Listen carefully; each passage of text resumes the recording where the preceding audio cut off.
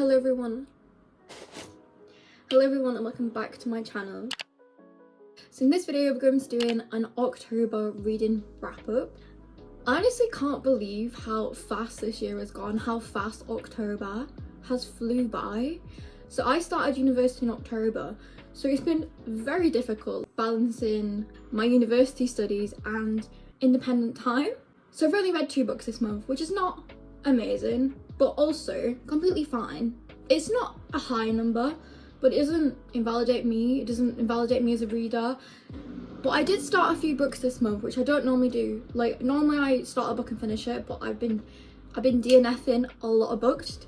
So this is Wildfire by Hannah Gray. So I read Icebreaker earlier this year and I was dying to get my hands on this book, and I really enjoyed it, and I do have some issues with it, and I rated it a 5-star back then, but I definitely would change that.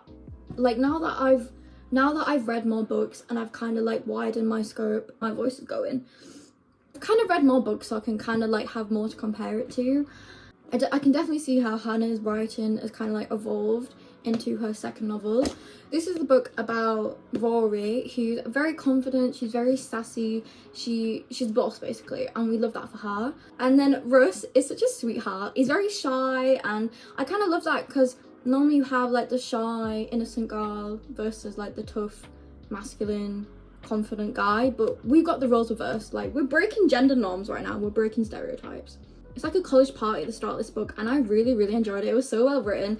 I was so like hooked, and I loved like the banter between them two and the flirtiness and the tension, and it was so cute. And I love Russ because he's so shy and his friends are hyping him up. Criticism aside with this book, like, these characters to die for. I feel like the characters are the best things out of these books. Like, there's a lot of them, but you get to know them really well and they're amazing. I think there's only 3 books in this series, and the last one's Henry. They have a one-night stand, they both go to summer camp, and then they're like, whoop! Like, they didn't realise they were both going to summer camp to be camp counsellors. So there's a lot of tension there, there's a little bit of miscommunication, but this book is self-aware. She's like, right, she's like, Rory's like, Russ, we can't be a miscommunication trope, we need to communicate with each other. This girl is self-aware. She's not a book character, she's literally human. My favourite thing about these 2 books is the characters are so healthy. They're such a green flag, and like I say, I read a lot of twisted books that have a lot of red flags in them, but it's nice and refreshing to read books that set the standard for a man. I wasn't a huge fan of the story. I thought it was very fun, it was interesting, a little summer romance, but I just prefer books with more action and more drama, and that's probably why I couldn't rate this more than like a 4-star. I really love the writing style. The spice is really good, but the only thing is that I think the spicy scenes were a bit rushed. I feel like the spicy scenes probably were better in this book. The spice isn't detailed, but it's not as rushed, it's kind of dragged out a bit more, whereas in here it's like a page and that's it, and it happens really quickly, and I'm like, girl, slow it down, there's no need to rush. Like, some scenes end up quite abruptly, like when they're just hanging out together and then the scene ends. I'm like, what happens? When they go home, what is happening? Are they talking to each other? Are they just walking home in silence? Like, because they're gonna walk home and something's gonna happen. Like, I don't even know. When they finally kiss in the book, I just felt like it was just a bit rushed. Like, I need time to process these things. But oh, and I think I gave this like a 3 chili ratings. Like, it's spicy, it's hot, but like I said, it's just a little bit rushed.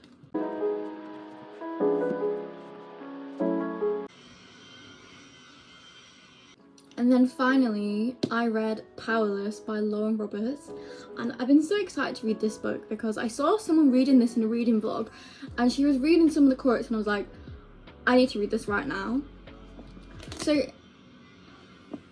it kind of has like, it's kind of a bit like Shatter Me and a bit like Hunger Games kind of mixed into that, and I really love this book. I literally finished it this morning, like one of my most tabbed books. Like, Kai, this man is on another level. Like, I'm comparing this man to Aaron Warner, and everyone says Aaron Warner is untouchable, but I feel like Kai is a very good contender against Aaron Warner, the ultimate book boyfriend. Hear me out, right?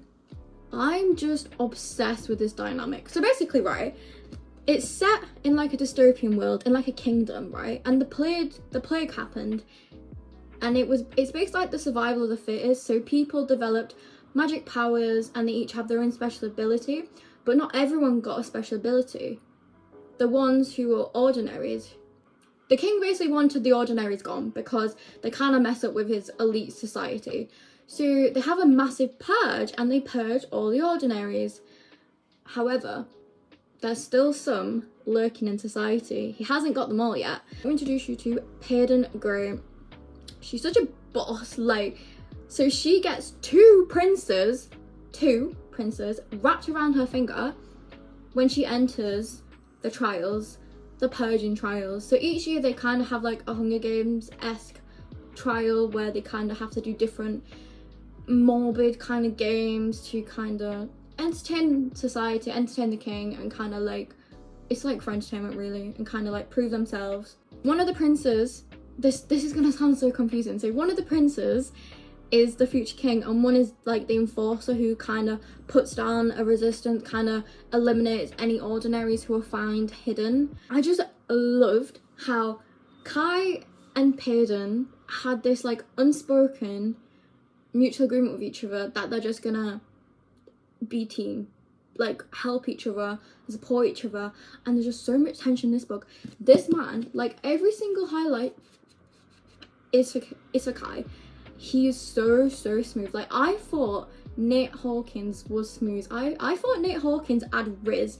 This guy takes it to another level. Like, I was literally swooning over this man. I was actually kicking my feet. Like, when people are like, oh, like screaming, crying, kicking my feet, I was literally doing that. Book made me so happy. Like, I do have a few, I can't really put my finger on it, but there was a few things that kind of irked me with this book. Can I give it a 5 stars even if I want to criticize it? Yes, I will. I don't know if I'm going to give it a 5 stars yet. I've still not processed it. I'll probably put on the screen what I ended up deciding to give it after I processed it.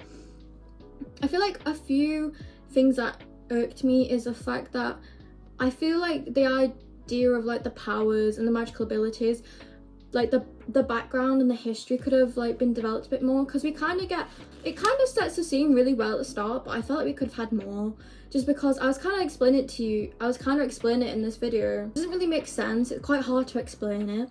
There was so much action, so much drama, and I just loved how the story unfolded. The ending was so quick and fast-paced, intense, and I just think my favourite part was the characters and the moments between Grey and Payden. Like this was like the perfect slow burn. You want to give the reader crumbs while still giving them a lot at the same time, because some books, they do a slow burn and nothing happens at all.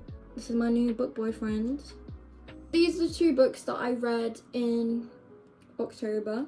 So let me know what you think about these 2 books. Thanks so much for watching. Take care, everyone.